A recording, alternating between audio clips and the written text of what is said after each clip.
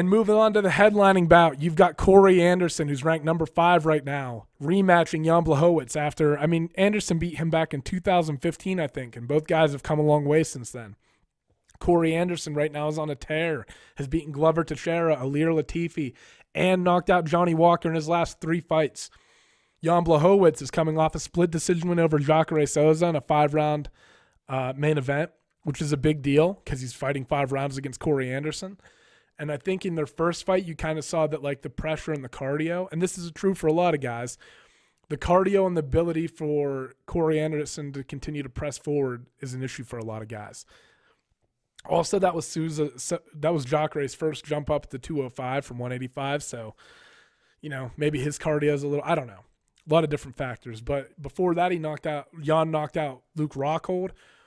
Lost to Thiago Santos before that. But Jan Blachowicz, the thing that's so interesting about this matchup is that Jan Blachowicz clearly exemplified that he has knockout power, and he's a really good grappler. He's not as good of a wrestler as Corey, but he's a grappler, and I believe he's a black belt in jiu-jitsu. I might be misspeaking. He might be like Brown. But his grappling is very high level, and he's good at staying defensive, and he applies offense as well. I just think that in terms of styles, Corey Anderson has the favorable style in this fight. Because while Jan is a talented grappler, I think that he would probably have to get on top of Corey in order to submit him. Because Corey's a wrestler and he's used to spending so much time on top that I think it'll be hard for Jan to get Corey out of there off his back. And Corey also has the advantage in that he can probably take Jan down at will more so than Jan would be able to take him down. So I think it's going to be hard for Jan to establish top position on Corey. If he does, if you get a jiu-jitsu guy on top of a wrestler, and Jan will hit some nice sweeps sometimes, but it's hard to do against a guy who has a lifetime of wrestling experience just because the pressure he's able to apply and like his understanding of leverage and stuff on top is so advanced. I don't think you'll see him hit those type of sweeps. If he does, he might be able to get Corey out of there. I also just think that like Corey Anderson reminds me a lot of Curtis Blades. Not necessarily like if you saw a silhouette of them, you would tell the difference. But they both just rely on fundamental boxing and forward pressure to set up their takedowns. And they're willing to take guys down over and over and over and over again until they eventually break. And in a 5-round fight, I think that's what you're going to see Corey Anderson be able to do to Jan. I think Jan stays very defensive from a striking perspective. He's a hard guy to put away. You have to really overwhelm him with power. And I don't think that Corey in a 5-round fight is going to be going out and throwing fucking bombs at Jan unless he has him hurt. And I think that Jan is able to stay defensive enough from a grappling perspective to stay safe. Maybe not be winning exchanges, but he'll, in terms of like I don't think he'll get submitted. Now, he might get finished with ground strikes, but if he does, I think that'll be later on in like the 4th and 5th rounds. Also, like, Jan knocked out Luke Rockhold, and sometimes when that happens, man, sometimes the hands will just open up. And I know he didn't knock out Jacare Souza, but every time I look at Jacare, I think, like, how could you knock him out?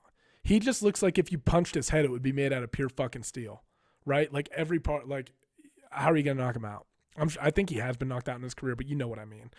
So, I mean, if Jan tags Corey with something and is looking for the counters when Corey's pressing forward, it could be there. But all in all, stylistically, like I said, I think this matchup just favors Corey. I think Corey's going to apply good fundamental boxing, mixing some kicks, some body kicks, leg kicks, back Jan up against the fence, then apply the takedowns. And it's his ability to relentlessly pursue the takedowns, even if the guy gets back up or if the takedowns are unsuccessful, that I think will pay dividends. Because I think as you get into rounds 4 and 5, that pressure that Corey's, it's kind of going to be like John Jones versus Dominic Reyes, except like a different angle from the competitor. But that same concept that if you're walking a guy down and applying pressure and you're able to survive, it pays dividends late in the fights, and I think you'll see that.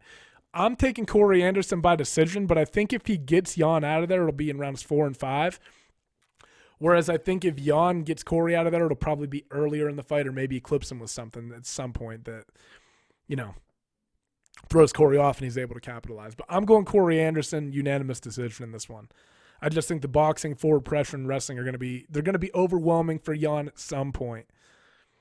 But I think that wraps everything up. I know this was a little bit of a long one, but I hope you guys enjoyed it. Thank you for tuning in. Check out our page on Instagram, MMA.analysis. Admittedly, I need to do a better job of keeping that shit updated. Don't really use Twitter. If you guys like what you heard, hit the subscribe button. If you're listening on YouTube right now, we're also available on iTunes, Google Play Store. I distribute this thing through Anchor, which pushes it out to a bunch of like podcasting platforms. So wherever you guys get your podcasts, if you just look up Mixed Martial Analysis, you'll likely be able to find it. And obviously vice versa. If you're on a podcast platform and prefer to watch videos, I have all this stuff on YouTube as well. So yeah, like I said, if you like what you heard, hit the subscribe button.